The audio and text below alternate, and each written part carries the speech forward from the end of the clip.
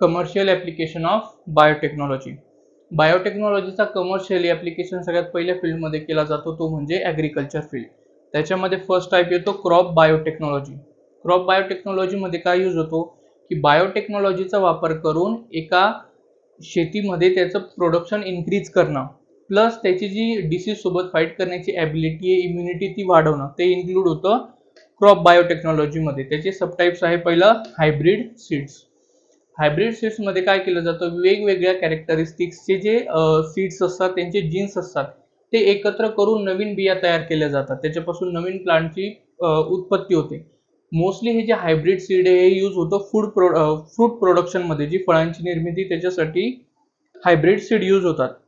Next दिलेलं आहे second genetically modified crops.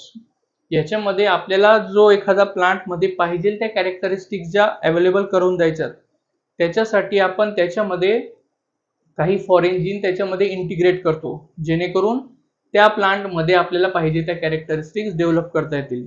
याचा बेनिफिट कुठे कुठे, याचा बेनिफिट आहे की जे काही डिसीजेस येतात प्लांटमध्ये, प्रजाती निर्माण होते डिसीजेसची, त्याच्यामध्ये फाईट करण्यासाठी यूज होतात. प्लस वेगवेगळ्या व्हरायटीचे क्रॉप्स डेव्हलप करण्यासाठी यूज होतात.